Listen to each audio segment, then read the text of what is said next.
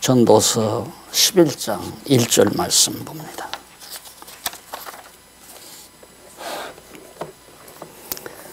너는 내 식물을 물 위에 던지라. 여러 날 후에 도로 찾으리라. 일곱 개나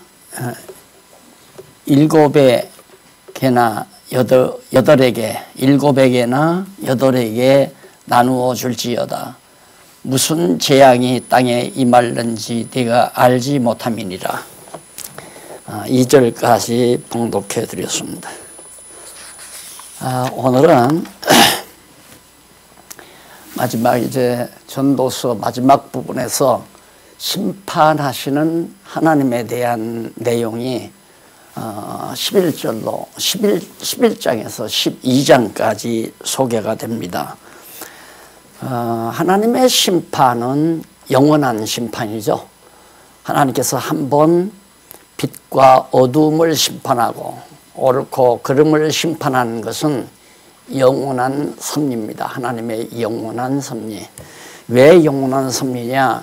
이미 심판은 창세전에 이 세상을 창조하기 이전에 하나님께서 영원한 때에 벌써 빛과 어둠을 나누어 놓았고요.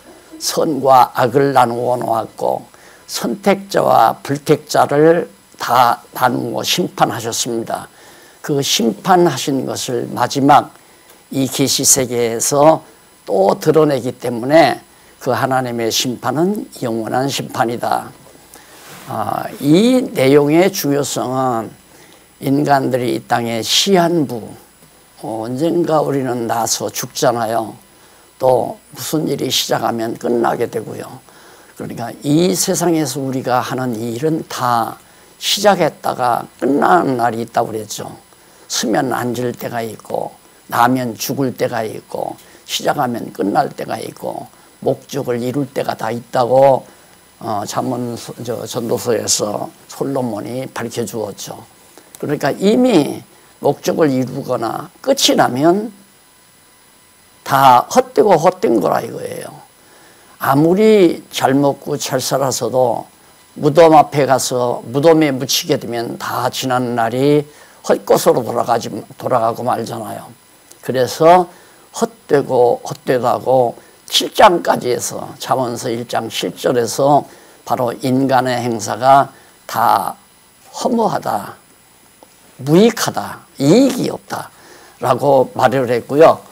그 다음 8장에서부터 마지막 12장까지가 하나님의 영원한 행사, 하나님이 하시는 일은 영원하다라는 것을 지금 말씀하는 가운데 지금 마지막 부분 11장에서 12장까지는 바로 하나님의 심판하시는 하나님의 섭리를 지금 밝혀주고 있습니다. 그 가운데서 11장 1절로 12장 8절까지 여기 나오죠. 1절로 12장 8절까지는 심판에 대한 경고를 해요. 내가 반드시 심판한다.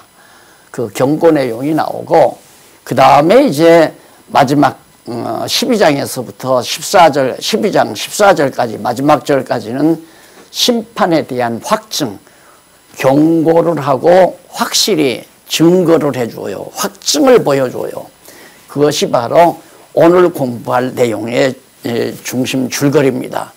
그러니까 하나님은 영원한 일을 행하시는데 심판하시는 하나님이다. 영원한 일이 심판하시는 것이 영원한 일이다. 아까 말씀드린 왜 영원한 일인가? 창세전에 다 작정하시고 계획하신 심판. 천지만물 창조하기 전에 빛과 어둠을 벌써 나누잖아요. 그 이전에 다 하나님이 작정한 대로 된 거거든요. 악과 선을 나누고 악인과 선인을 나누고 택자와 불택자를 다 창세전에 하나님께서 다 이미 심판 다 해놓으신 거예요. 그 심판이 마지막 계시세계에서 이렇게 드러나는 것을 경고해 주면서 하기 때문에 이 심판은 영원히 빛과 어둠은 하나가 안 돼요. 택자와 불택자가 하나가 안 돼요. 이미 불택자가 택자가 될 수가 없어요. 선이 악이 될 수도 없고 악이 선이 될 수도 없고 영원한 일이죠. 이 영원한 행사를 하나님이 하시는데, 먼저 심판에 대한 경고를 보면 1절로 8절에서 씨 뿌리고 즐거워하며 불행을 생각하는 이유를 노래하고 있어요. 솔로몬이. 사람들이 씨를 뿌려요. 씨를 뿌려놓고 굉장히 즐거워요. 왜? 가을에 풍성하게 거둘 것을 생각하면서 즐거워하죠. 그 즐거워하면서 왜 불행을 생각하는가? 혹시 장마가 오면 어떡하나, 폭우가 내리면 어떡하나, 재앙이 있으면 어떡하나, 병충해가 일어나면 어떡하나, 이런 불행한 일들을 생각하게 된단 말입니다, 인간은. 그러니까 결국은 씨를 뿌리면서 야 가을에 풍성이 거두겠지 하는 기쁨과 함께 결국 불행한 일도 인간의 마음 가운데 담겨져 있다. 그 이유가 무엇이냐 하는 것이 바로 8절까지 나와요. 잠시 한번 본문을 살펴보도록 하겠습니다. 너는 내 식물을 물 위에 던지라. 예, 물 위에 던지라는 말은 습기가 많은 곳에 물에다가 던지라는 말이 아니라 물이 습기 있는 그런 땅에다가 씨앗을 뿌려라 그 말이죠. 식물이라고 하는 것은 뭐 밥이나 빵을 말하는 게 아니라 먹을 수 있는 그런 씨앗들을 뿌려라. 여러 날 후에 도로 찾으리라. 3, 4개월 지나면 다시 거두어 드리잖아요. 열매를. 한 개를 뿌렸지만 한 개가 싹이 나서 열매를 맺어서 10개도 거두고 20개도 거두고 100개도 거둘 수 있고, 그러니까 씨앗을 뿌려라. 그러면 여러 날 후에 많은 곡식을 거둘 수 있다. 그런 뜻이죠. 7에게나 8에게 나누어 줄지어다. 그러니까 한 곳에만 뿌리지 말고 여기저기다가 많이 뿌리라 이 말이죠. 여러 곳에 뿌리라. 왜냐하면 무슨 재앙이 땅에 임하는지 내가 알지 못함이니라. 자, 산빛 아래도 뿌리고 평지에도 뿌리고 논에도 뿌리고 밭에도 뿌리고 이렇게 뿌렸는데 어느 것이 잘 될지 우리는 모르잖아요. 산빛 아래 뿌린 것이 잘 될지 평지에 뿌린 것이 잘 될지 논이나 밭에 뿌린 곡식이 잘 될지 우리는 모른다 이거예요. 그러니까 여러 곳에다가 부지런히 씨앗을 뿌리도록 해라. 그러면서 3절 구름에 비가 가득하면 땅에 쏟아지며 나무로나 북으로 쓰러지면 그 쓰러진 곳에 그냥 있으리라. 자, 구름에 비가 가득하면 땅에 쏟아진다. 네, 큰 비가 폭우가 내린다 그 말이죠. 또 폭풍이 불면 큰 나무가 쓰러지면 그냥 그 쓰러진 자리에서 다 썩어져 간다. 이런 시상에 변화가 온다. 시상에는 변화가 온다. 그러니까 씨를 다 뿌려놨는데 폭우가 내리면 다 쉽게 내려가 버리잖아요. 아무리 큰 나무를 할지라도 폭풍이 불면 쓰러져서 바닥에서 썩어 들어간다. 이런 일이 우리가 사는 세상에서 실제로 나타나는 것들이거든요. 그렇기 때문에 4절 풍세를 살펴보는 자는 파종하지 아니할 것이요 구름을 바라보는 자는 거두지 아니하리라. 풍세, 아침에 예를 들어서 동쪽 하늘이 붉다 그러면 씨 안 뿌리죠. 왜? 아침에 동쪽 하늘이 불면 비가 내리니까 씨 뿌리면 안 되잖아요. 또 풍세, 다시 말해서 바람이 불 것까지 구름을 바라보는 자는 거두지 않는다. 비를 실은 구름이 떡 거둬 올라오는데 논에 가서 밭에 가서 곡식을 거두는 사람이 없죠. 거두어서 놓으면 전부 비를 맞아 버리니까 비를 안 거두잖아요. 자, 이러니까 인간이 자기 생각대로 안 된다 이거예요. 나야 씨를 뿌리면서 잘 될 줄 알고 뿌리지만 걱정도 함께 있잖아요. 모든 인간 만사가 다 그래요. 내가 사업을 시작해요. 사업을 시작하니까 돈 많이 벌 생각을 하면 기쁨이 있지만은 그 다음 이거 이렇게 코로나 같은 것 만나가지고 오랜만에 식당을 마련했는데 안 되는 식당 걷어치면 돈만 다 파괴되고 없어져 버리는 거 아닌가. 걱정이 함께 따라오는 거 아니에요. 그런 지혜를 솔로몬이 이제 비유적으로 이렇게 쭉 설명해 가는 겁니다. 인간 만사, 인간은 하는 일이 다 즐거움만 있는 것이 아니라 즐거움에 고통과 괴로움과 염려를 동반하는 것이 인간들이 하는 일이다. 그래서 인간들이 이렇게 저렇게 피하려고 해도 하나님께서 재앙을 내리시면 어쩔 수가 없지 않느냐. 그러면서 5절 바람이 어느 쪽으로 가는가. 남쪽에서 분 바람이 북쪽으로 갈지 서쪽으로 갈지 동쪽으로 갈지 우리 모르지 않느냐. 지금은 이제 레이더가 있어서 뭐 이 바람이 동쪽에서 불어서 뭐 어디로 빠져나간다 이런 거 예보를 하지만 예보도 안 맞을 때가 많잖아요. 그러니까 그런 상황을 솔로몬이 다 삶 속에서 경험을 했거든요. 인간사라는 것이 정말 확실한 게 없잖아요. 너무 분명하고 확실한 게 다 정말 걱정스럽고 염려스러운 일이죠. 누구나 다 행복하게 살고 싶은 마음이야 다 있죠. 행복하게 살려고 여러 가지 사업도 하고 직장도 다니고 정말 행복하게 살려고 자기 나름대로의 뜻을 펴려고 노력도 하고 하지만 그렇게 안 되는 경우가 많지 않느냐. 이러면서 자 거기 어떻게 모르냐면 그런 걸 알 수 없는 게 뭐냐면 5절 바람의 길이 어떠함과 아이 벤 자의 태에서 뼈가 어떻게 자라는 것을 네가 알지 못함 같이. 우리 인간은 모르잖아. 아이가 엄마 배에서 뼈가 어떻게 점점 자라는가 그거 우리가 모르는 것 같이 만사를 성취하시는 하나님의 일을 네가 알지 못하느니라. 하나님께서 해가시는 일을 누가 알아요? 아니 1년 전만 해도 작년 1년 요때만 해도 우리 정말 막 성도들 다 나와서 찬송을 부르고 다 하고 아무 일 없었잖아요. 그런데 갑자기 코로나 재앙이 내리니까 지금 1년 가까이 지금 같이 만나지도 못하고 그 맛있는 점심식도 같이 하지 못하게 되고 보고 싶은 얼굴들 제대로 보지도 못하고 그렇게 지금 살아오는 것이 지난 1년간의 우리 교회 생활 아니에요. 가정도 마찬가지죠. 가고 싶은 친척집도 마음대로 못 가고 내가 하고 싶었던 일도 못하고 또 내가 정말 찾아가고 싶은 음식점이나 커피숍도 마음대로 갈 수가 없고 이게 왜? 하나님이 하시는 일을 인간은 모른다. 이게 건방 떨지 말라 그 말이죠. 하나님이 어떠한 일을 하실지 아무도 모르니까 그냥 내가 그래서 늘 입버릇처럼 하는 얘기가 되는 대로 살아야 한다. 하나님이 가난하게 하시면 가난하게 살고 하나님이 부욕해 하시면 부유하게 살고 하나님이 질병을 주면 정말 투병을 하면서 살아야 되고 하나님이 건강케 하시면 건강한 몸으로 살아야 된다. 나는 절대 병 걸리지 않고 정말 건강하게 살 거야.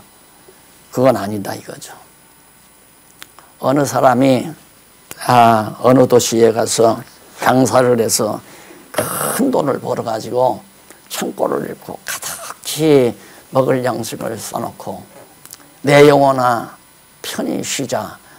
이런 자에게 야 이 어리석은 인간아 오늘 밤 내가 내 영혼을 찾으면 그 모든 것이 네 것이 되겠느냐 그러면서 물으면서 하시는 얘기가 하면서 야고보서에 하는 얘기가 그러지 말고 하나님의 뜻이면 잘 살 수 이것도 하고 저것도 하리라. 하나님의 뜻이면 부자로 살 수도 있고 가난하게 살 수도 있다. 이렇게 생각해야 정상적인 인간의 주제 파악을 한 인간의 올바른 생각이지 나는 반드시 부자로 살 거야. 어느 관상자이가 그러는데 내 얼굴로 보더니만 당신은 40대부터 풀린다 그랬으니까 나는 반드시 40대 풀려서 잘 살 거야. 이런 사람 참 많아요. 자신감이 있는 사람도 많고, 하나님을 알다가 오면 자신감이 있는 것이 아니라 확신감이 있어요. 어떤 확신감? 하나님이 가난하게 하면 나는 가난하게 살 수밖에 없다. 하나님이 부유하게 하시면 나는 부유하게 살 수밖에 없다.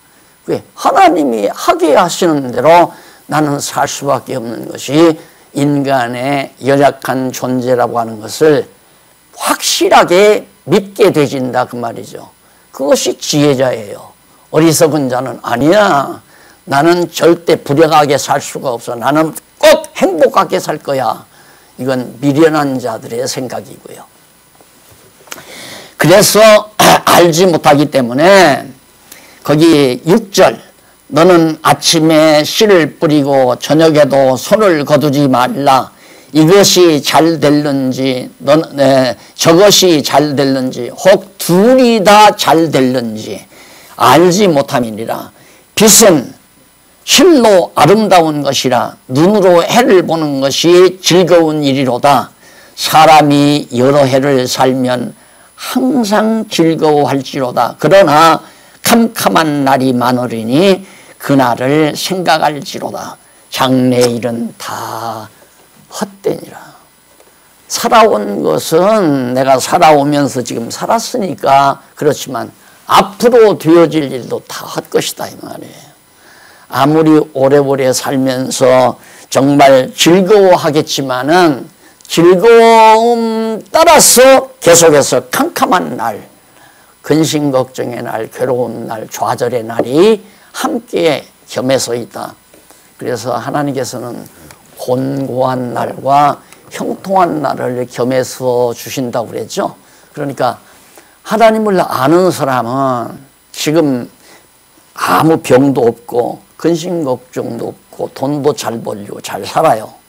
그런데 거기서 그냥 마음을 놓는 게 아니라 준비를 하죠. 아, 하나님께서 언제 나에게 곤고한 날을 주실지 모른다.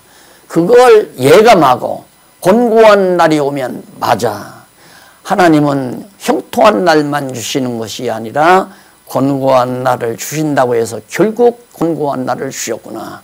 그러면 곤고한 날 주었으면 다시 형통한 날 주실 거 아니에요. 이게 이제 하나님이 우리를 길러가시는, 양육해 가시는, 하나님의 백성으로 키워가시는 과정이란 말입니다. 예, 부모가 자식을 낳아서 보통 어리석은 부모는 그래요. 아, 내가 낳은 자식은 절대 고생시키지 않고 정말 호화롭게, 귀엽게, 귀공자로 그렇게 내가 길러야 되겠다. 그게 어리석고 미련한 자예요. 지혜로운 부모는 그러지 않습니다. 아이에게 어려움도 주고 즐거움도 주고 또 아이를 편안하게도 하고 편안치 않게도 하고 그러면서 아이를 강하게 키워가는 거 아니에요. 자, 예를 들어서 그래서 부유한 부모에게서는 효자가 잘 안 자란다고 그러잖아요. 효자가 안 자란다. 그래 자기가 고생을 해봐야 아, 어머니 아버지가 나를 위해서 이렇게 고생을 해서 학비를 대주고 학교를 보내주고 추울 때는 따뜻한 옷을 사주고 그러면서 효심이 길러지잖아요. 아들다운 아들이 딸다운 딸이 길러진다 이 말입니다. 그래서 그 아버지의 고생을 통하여 자기가 성공해가지고 산 자식은 어디 가든지 어머니 아버지 생각을 하죠. 맛있는 음식을 먹어도 어머니 아버지 생각, 또 따뜻한 옷을 입어도 어머니 아버지 생각, 좋은 일이 생겨도 어머니 아버지 생각. 그게 효심 아니겠어요. 그러니까 어려운 일과 형통한 일을 겸해서 양육받은 자녀가 견고하게 아름다운 자녀로 자라나듯이 하나님께서도 당신이 사랑하는 자녀에게는 좋은 일만 주는 게 아니라 형통한 일만 주는 게 아니라 곤고한 일도 주죠. 곤고한 일이 얼마나 세냐에 따라서 정말 우리의 믿음의 척도를 알 수 있죠. 그걸 견딜만 하니까 예를 들면 부모가 자식에게 너 오늘 저기 건너편 마을에 가서 아버지 이야기하고 가서 벽돌 5장만 달라고 해서 가져오너라. 그러면 벽돌 5장이면 5살이나 7살짜리는 무거워서 못 가져와요. 그러나 14살 먹었으면 5장 가져올 수 있거든요. 그러니까 힘든 일을 부모가 알아서 시키는 거란 말입니다. 그러니까 우리가 이 땅 위에 살면서 정말 감당하기 힘들다 이런 생각은 하지 말아요. 왜? 하나님은 감당치 못할 시험은 절대 안 준다고 그랬으니까 감당할 만하니까 주는 거예요. 그래서 그 과정을 거쳐가지고 더욱 견고하고 튼튼한 아들로 자라게 하시는 부모님처럼 하나님께서도 그렇게 섭리해 가신다는 것 꼭 기억하면 힘들고 고달퍼도 아버지가 가지고 오라니까 땀을 뻘뻘 흘리면서라도 가서 벽돌 5장 가지고 올 수 있다는 얘기예요. 자, 이러면서 하나님께서 다 알 수 없는 장래를 하나님은 다 준비해 놓고 우리를 인도해 간다. 우리는 모르지만 하나님은 다 알고 있잖아요. 어떻게 인도해 가야 되겠다. 그러니까 적어도 아버지가 탕자를 내보낼 때에는 꽤 컸어요. 이놈이 꽤 컸으니까 너는 꽤 컸으니까 너 해볼 대로 한번 실컷 해보아라. 그래서 재산을 대줘서 내보냈잖아요. 가가지고 저 하고 싶은 대로 마음껏 했죠. 다 탕진했잖아요. 결국 돼지우리까지 갔잖아요. 그래도 자살을 안 했어요. 자살을 안 해. 왜? 아, 고향에는 내 아버지가 있다는 생각을 아마 했겠죠. 성경에는 없지만, 성경에는 고향에 아버지 생각했다 하는 말은 없지만 나중에 극단적으로 가서는 하잖아요. 돼지우리에서 도저히 고생스러워서 고생을 하면서 살면서 아버지 집에는 따뜻한 방도 있고 이부자리도 있고 아버지 집에는 먹을 것도 많은데 아버지 생각을 하잖아요. 그러니까 자살 안 한다 이 말입니다. 그러니까 요즘 자살하는 사람이 많다고 하는 건 절망하기 때문에 어디에 맘들 데가 없어요. 그러나 여호와 하나님을 알고 신앙하는 자들은 하나님께 마음이 있잖아요. 아, 하나님이 나를 지금 고생을 시키는구나. 아, 사업을 좀 하나님께서 이렇게 주저앉히는구나. 하나님께서 돈 버는 일을 조금 멈추게 하시는구나. 이게 하나님이. 탕자가 아버지가 날 재산 줘서 내보냈구나. 이렇게 고생스러운데 아버지가 가지 말라고 해서만 내가 안 나올 건데 이런 생각도 했을 거 아니에요. 그래서 형통한 일과 곤고한 날을 겸해서 주시는 하나님을 믿고 살기 때문에 우리는 내일이 어떻게 될지 모르지만 여호와 하나님만을 의지하고 살아야 된다. 이게 이제 여기 8절까지 나오는 얘기예요. 9절과 10절에서는 하나님이 심판하실 줄 알고 마음대로 행하라고 하는 내용이 바로 넘어가 보면 나옵니다. 바로 넘어가서 9절로 10절에 보면 청년이여 내 어린 때를 즐거워하며 내 청년의 날을 마음에 기뻐하라. 마음에 원하는 길과 내 눈이 보는 대로 쫓아 행하라. 그러나 하나님이 이 모든 일로 인하여 너를 심판하실 줄 알라. 그런즉 근심으로 내 마음에서 떠나게 하며 악으로 내 몸에서 물러가게 하라. 어릴 때와 청년의 때가 다 헛되니라. 그러니까 어렸을 때 청년 때 내 어린 때를 즐거워하고 내 청년 때 나를 마음에 기뻐하여 마음에 원하는 대로 한참 20, 30대 청년 때는 자기 마음에 원하는 거 다 해보고 싶잖아요. 다 전부가 다 호기심에서. 그러니까 그렇게 살아라 이거예요. 마음대로 한번 살아보아라. 그게 다 헛된 것이다 이 말이에요. 마지막 판에 나오잖아. 그게 다 헛된 것이다.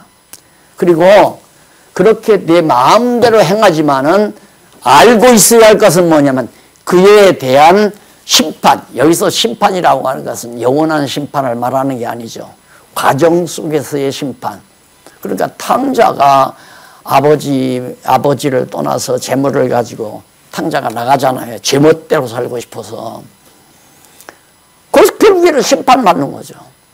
나가서 제멋대로 살다가 아버지가 주신 돈 다 탕진하고 결국에는 인간납지 못하게 돼지우리 가서 돼지와 함께 먹고 자고 하는 처참한 환경까지 가네. 그게 심판이에요. 그런 과정이 있다는 걸 깨닫고 하라. 그걸 알고 해라. 그렇기 때문에 그렇게 내 마음대로 젊은 날 마음대로 행하는 거, 솔로몬도 그렇게 했잖아요.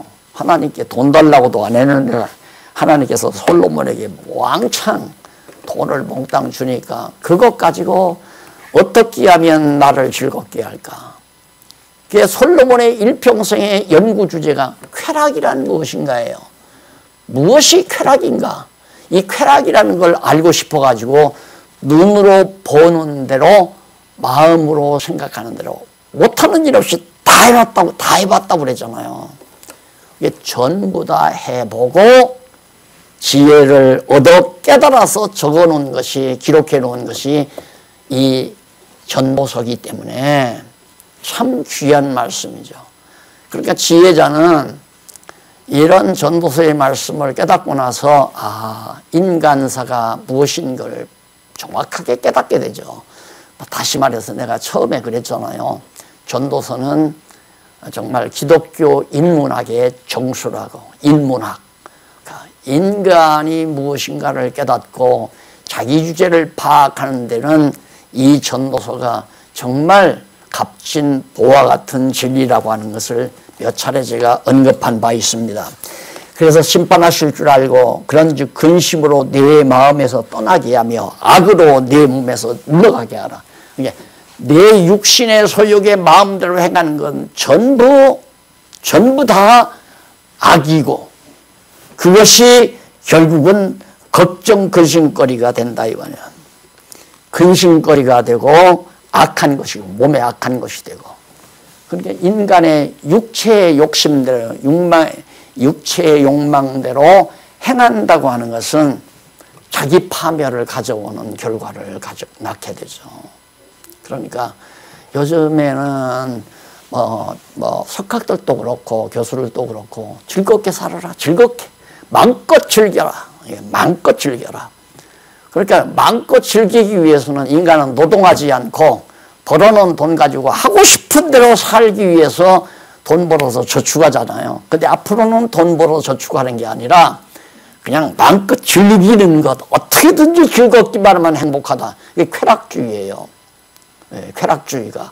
그래서 앞으로는 아마 인간도 생산한다고 그러잖아요. 남자의 정충을 은행에서 다 보관했다가 적당히 아이는 만든 과학적인 기술로 만들어 놓은 그런 태반을 만들어서 그 안에다가 집어넣어서 아이를 생산해내는 그런 그것들이 지금 왜 여자들이 아이 가지고 괴로우니까 고통당하고 낳기도 괴롭고 배 안에 안고 기르기도 괴롭고 그러니까 싫어하니까 요즘 많은 사람들이 싫어하는 이유가 애기 낳기 싫어서 결혼 안 하려고 하는 사람도 있잖아요. 이게 그만큼 벌써 인간들의 사고가 타락해버린 거예요. 육체의 쾌락을 즐기고. 그런데 그게 영원한 게 아니에요. 젊은 날이 지나고 나면 점점 나이가 들고 나면 모두가 다 헛되고 헛된 거죠. 즐기면 뭐 할 거예요? 춤추고 노래하고 별거. 그러니까 요즘에 정말 그 인간들이 젊은 사람들이나 나이 든 사람이나 사람이 귀찮은 거예요. 인간이 자꾸 변심하니까 자기를 즐겁게 하려면 다 싫은 거예요. 전부가 다. 나를 괴롭게 하면 부모도 싫고 나를 괴롭게 하면 아내도 싫고 나를 괴롭히면 남편도 싫고 다 싫으니까 나를 즐겁게 하는 가는 누구냐? 강아지밖에는 없다. 강아지. 개는 어떤 경우도 막 때려도 금방 꼬리치고 입 벌리고 혀를 내두르면서 달겨드니까 그래서 너나 할 것 없이 전부 강아지를 동반자로 기르는 이런 해괴망측한 세상. 근데 그냥 기르기만 하는 게 아니에요. 끌어안고 그냥 개하고 뽀뽀하고 별짓을 다 해. 제가 산책길을 가보면 산책길이 있는데 가다가 보면 중간쯤에 조그마한 나무 하나 심어놓고 이상스럽게 뭐 돌멩이로 이렇게 동그랗게 해놓고 해놓은 데가 있어요. 근데 오늘은 보니까 어느 한 60대가 넘어선 여인이 거기 와서 그걸 다 쓸고 또 다듬고 비올 무렵 되니까 물 돌아가는 길을 만들고 그래요. 저 여자가 과부로서 아마 강아지를 데리고 살다가 병들어 강아지가 죽었나 보다. 강아지 무덤이에요. 강아지 무덤. 처참하잖아요. 인간이. 비참하잖아요. 이것이 지금 세상적인 세속적인 사상이고 세속적인 학문이에요. 교수들이 그렇게 가르쳐요. 석학들이 그렇게 책을 써요. 인간은 즐기며 살아야 한다. 그러니까 노동하며 사는 건 바보 천치예요. 노동 안 하고 그게 돈은 전부 로봇가 벌고 전부 로봇들이 돈을 벌고 인간은 그저 쓰고 먹고 즐기고 그렇게 사는 것이 유토피아 세계다. 시상낙원이다. 천국은 없다. 천국이 죽으면 그만이다. 이런 식의 결과를 결국 내려놓고 인간들이 지금 타락의 길로 타락의 늪으로 빠져들어가는 거죠. 그리고 12장 1절로 8절까지 보면 늙음과 재앙과 죽음 전에 창조자를 기억하라고 노래합니다. 내가 이제 말씀드렸지만 마음대로 그렇게 행하며 살아왔대자 늙으면 온갖 쾌락을 다 누리며 살고 살아왔댔자 늙으면 그 말이 늙음과 재앙이 와. 지금 이렇게 코로나 재앙이 오니까 춤추러도 못 가잖아요. 캬바레 바가 다 문 닫아 버렸잖아요. 그렇게 답답해 못 사는 거죠 지금. 괴로워 못 사는 거고. 쾌락 추구라고 하는 거예요. 육체의 쾌락 추구라는 것이 얼마나 인간에게 비참한 결과를 가져다 주는가를 알 수 있잖아요. 머리는 텅텅 비고 육체의 짜릿한 그 쾌감만을 추구하는 인간의 어리석음, 이것을 지금 솔로몬은 한없이 질책하고 있는 겁니다. 내 사랑하는 아들 르호보암아, 네가 나의 뒤를 이어서 왕이 될 것인데 너 명심해라 하고 지금 아들에게 타이르는 아주 소중한 주옥 같은 말씀 아닙니까? 그것이 어찌 르호보암만 들어야 되겠어요? 오늘을 살아가야 될 하나님의 자녀들인 우리들도 듣고 지혜롭게 살아야 되지 않겠어요? 너는 청년의 때 곧 곤고한 날이 이르기 전 나의 아무 낙이 없다고 8절에 나오는 얘기.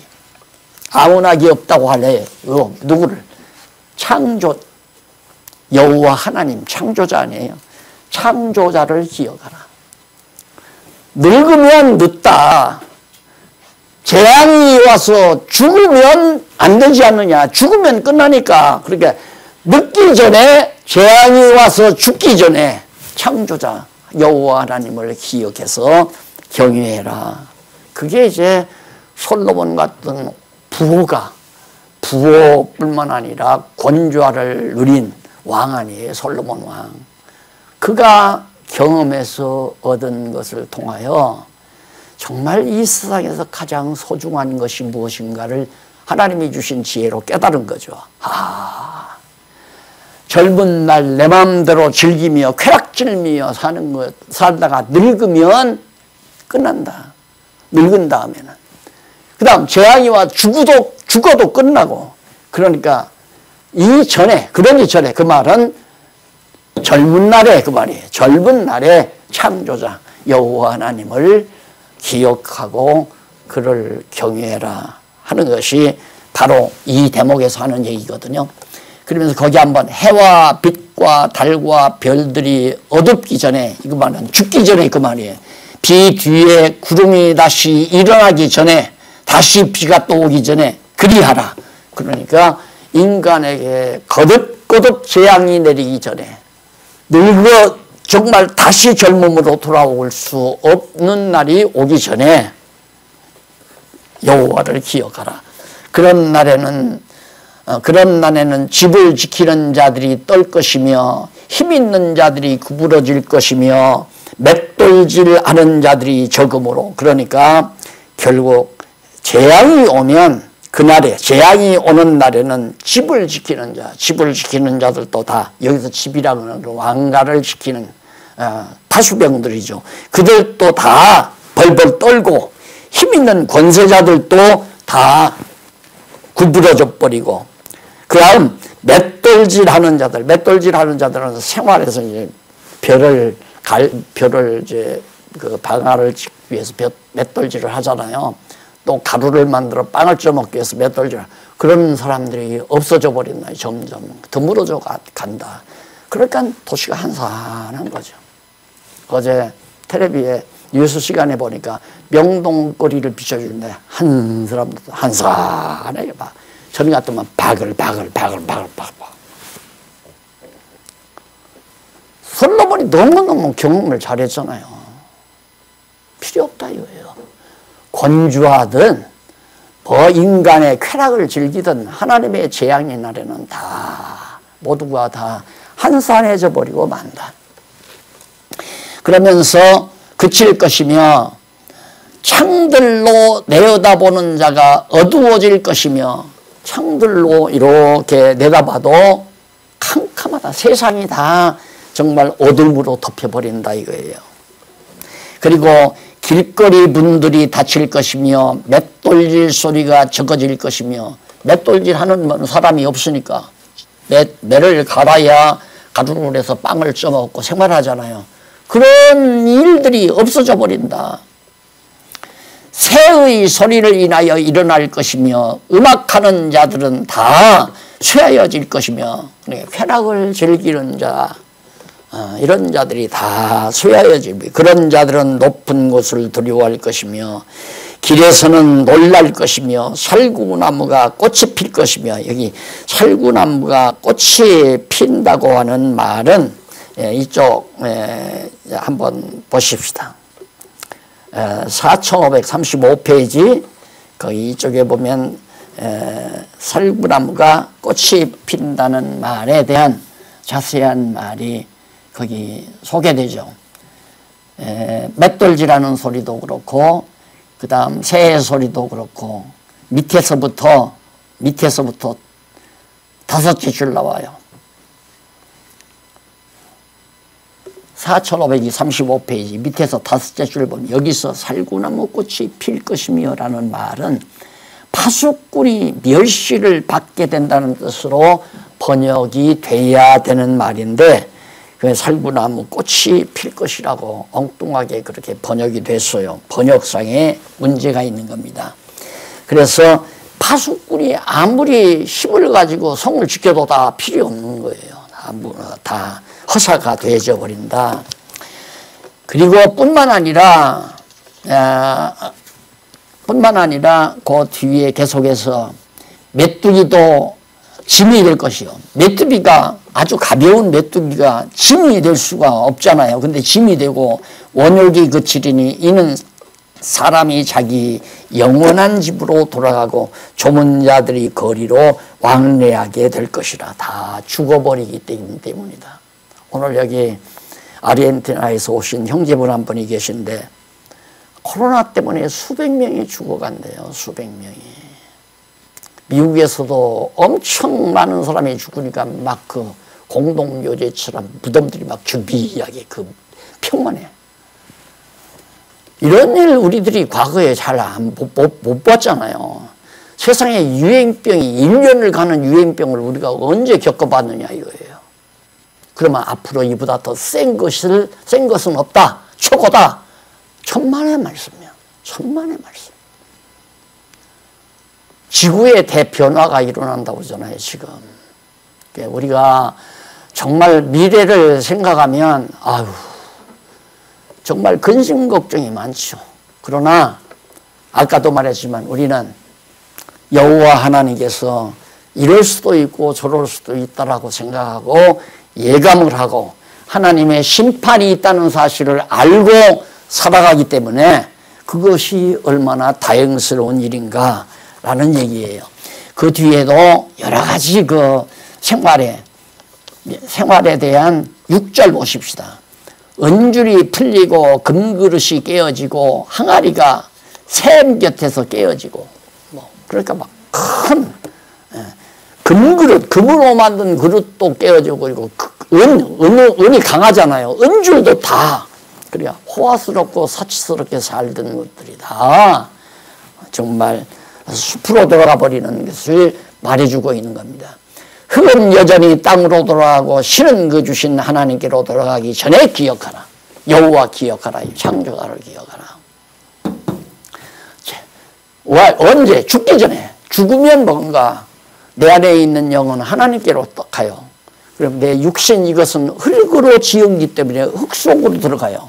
흙으로 들어가 썩어서 흙이 돼버리잖아요. 그러기 전에 여호와 하나님을 기억하고 창조자를 기억해서 그를 경외하며 살아라. 그게 솔로몬이 아들에게 지금 가르쳐주고 있는 귀한 진리의 내용입니다. 그 다음 넘어가서 12장 9절로부터 나오는데 12장 9절로부터 14절까지에서는 심판에 대한 확증입니다. 자, 하나님의 심판이 임하기 전에 여호와 하나님을 기억하고 그를 섬기라. 그런 얘기 아니겠어요? 지금까지가. 심판이 있다. 그런데 그 심판은 분명하다. 확실하다. 확증을 12장 9절로부터 14절까지. 자, 9절에서 14절 보면, 10절 보면 그 안에 9절에서 10절. 지에서 기록한 잠언은 정직해서 진리의 말씀을 확증해 주고 있습니다. 전도자가 지혜로움으로 여전히 백성에게 지식을 가르쳤고 또 묵상하고 궁구하여 잠언을 많이 지었으며 전도자가 힘써 아름다운 말을 구하였나니 기록한 것은 정직하여 진리의 말씀이라. 지금까지 솔로몬이 쭉 기록을 해서 아들에게 훈계했잖아요. 이것은 진리다 이거예요. 거짓말이 아니고 확실한 거다. 진리의 말씀이다. 그러면서 11절로 12절에서 이쪽 넘어와 보면 말씀과 두목은 하나님이 주셨다며 훈계를 받으라고. 자, 지혜자의 말씀. 이 지혜자는 솔로몬을 말하거든요. 솔로몬, 하나님께서 솔로몬에게 지혜를 줬잖아요. 근데 지혜자 솔로몬의 말은 무엇과 같은가? 찌르는 채찍 같고, 찌르는 채찍 같고, 회중의 스승의 말은 잘 박힌 못 같으니 다 한 목자에 주신 바니라. 그러니까 이제 솔로몬이 가르쳐주는 이 지혜의 말씀, 진리의 말씀은 우리가 듣고 보면 이렇게 마음대로 행하며 살던 젊은이들은 막 찌르잖아요. 가슴을 찔러요. 그 마음을 찔러버린다. 그러니까 찌르는 채찍 같고 회중의 스승, 그거 회중이란 백성들을 가르치는 왕을 말하는 거예요. 솔로몬을 말하는 거예요. 지혜자 솔로몬. 시적으로 표현하기 때문에 이렇게도 지혜자라고도 표현하고 회중의 스승이라고도 표현하고 그런 말씀은 못과 같은가? 아주 적당하게 딱 베낀 못과 같다. 좋게 적당히 베낀 못은 쓸모가 있잖아요. 물건을 걸어둘 수도 있고 또 어떤 물질이 움직이지 않게 고정시켜 줄 수도 있고 확실하고 분명하다 이 말입니다. 그러니까 이렇게 지혜의 말씀, 회중의 백성들의 스승이 되는 솔로몬 왕의 지혜의 말씀은 채찍도 되지만은 아주 요긴하고 값진, 튼튼하고 분명한 못과 같이 확실한 진리의 말씀이다. 이걸 이제 다시 한번 하나님께서 솔로몬을 통해서 확인해 주는 거죠. 진리의 말씀. 그 다음 이제 11절로부터 12절에 나왔죠. 13절로부터 14절. 말의 결국을 다 들었으니 하나님을 경외하고 그 명령을 지킬지어다. 말의 결국. 지금까지 솔로몬이 1장에서부터 지금 12장 여기 10절까지 다 얘기했잖아요. 이 모든 말씀의 결론을 들었으니까 결론을 다 확실히 우리 듣지 않았어요. 크게는 인간들이 행하는 모든 일이 헛되고 헛되고 또 헛되고 헛되도다. 그게 바로 1장에서부터 7장까지고 8장부터 12장까지는 하나님이 행하시는 일은 다 유익하다. 영원하고 유익하다. 하나님이 행하시는 일만. 그러니까 헛되고 무익한 인간들의 행사를 통해서 하나님께서는 영원한 일을 깨달아 알도록 섭리하셨다는 얘기죠. 그러니까 일의 결국을 다 들었으니까 어떻게 하라는 얘기인가? 하나님을 경외하고 그의 명령을 지킬지어다. 결국 우리들이 이 말씀을 듣고 깨달았으면 하나님을 경외하고 그 명령, 하나님의 말씀을 잘 들어야 되잖아요. 경외하고 그 명령을 지켜야 되잖아요. 이것이 하나님을 경외하고 그 명령을 지키는 그것이 사람의 본분이다 그 말이에요. 인간의 가장 중요한 최고의 본분이다. 본분을 모르면 친구들끼리 만나서 야 너는 뭐하러 사니? 왜 사니? 이렇게 보면 야 인마 술맛 없어져. 그 쓸데없는 소리 꺼내지도 마. 그러니까 답이 없는 얘기를 하지 말라 이 말이에요. 너 왜 사니? 그렇게 물으면 나 그런 거 답 모른다. 그 사람만 모르는 게 아니라 아는 사람이 하나도 없잖아요. 인간이 왜 살아야 되며 어떻게 살아야 되는지 아무도 몰라요. 석학도 몰라요. 과학자도 몰라요. 학자도 몰라요. 아무도 아는 사람이 없어요. 인류학자도 몰라요. 근데 성경은 분명히 말하잖아요. 인간은 왜 사는가? 허무한 세상 살면서 여호와 경외하기를 배우기 위해서. 배우고 결론은 여호와를 경외하고 그 명령 지키는 인간의 본분을 간직하기 위해서 나는 산다. 그거예요. 그게 바로 지금 솔로몬이 결론 삼아 내주는 얘기입니다. 그러면서 하나님은 모든 행위와 모든 은밀한 일을 선악간에 심판하신다. 인간들이 행한 모든 일을 선과 악간에 심판하신다 그 말이에요. 그 말은 뭐냐면 이런 헛되고 헛된 일들을 통하여 여호와 경외하기를 배운 사람은 하나님이 이미 정해놓은 대로 하나님의 백성으로 삼으시고 그런 헛된 일 속에서 왜 사는지도 모르고 삶의 의미도 없고 가치도 모르면서 그냥 육체의 쾌락을 누리며 사는 것을 인간의 최고 행복으로 아는 사람은 그 행위의 대가대로 결국 하나님의 백성에서 제외된다 이 말입니다. 이게 하나님의 심판이라는 얘기죠.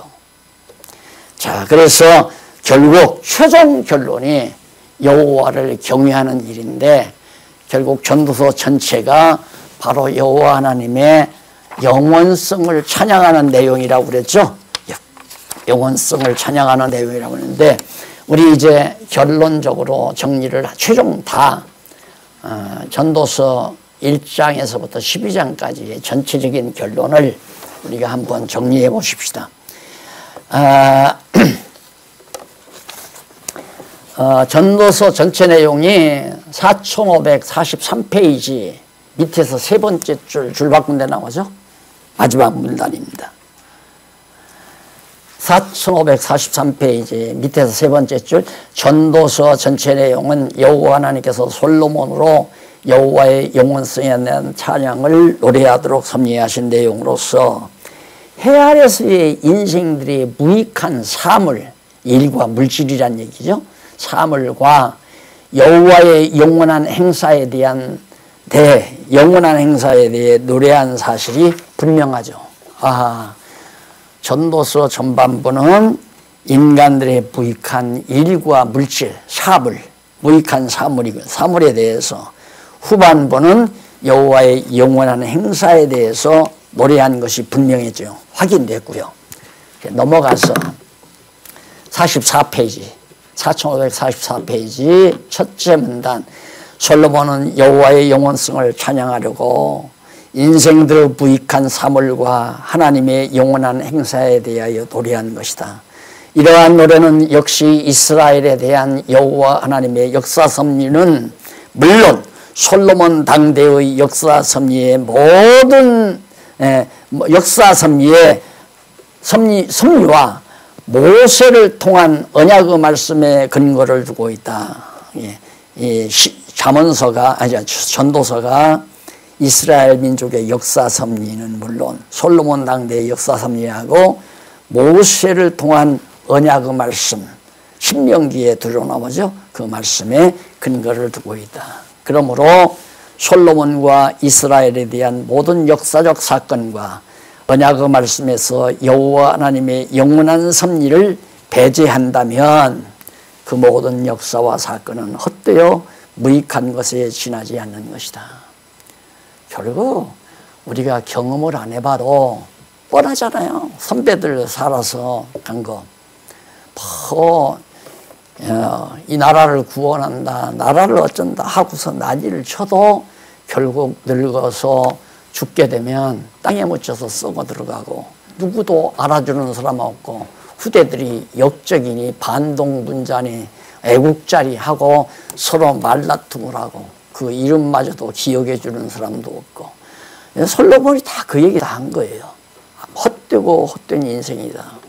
그런데 그런 헛된 인생을 통해서 결국은 여호와 하나님, 그의 여호와 하나님을 경외하기를 배워서 그를 경외하며 그 명령을 지키는 결론, 이걸 얻으면 헛된 인간이 아니죠. 헛되게 산 것이 아니죠.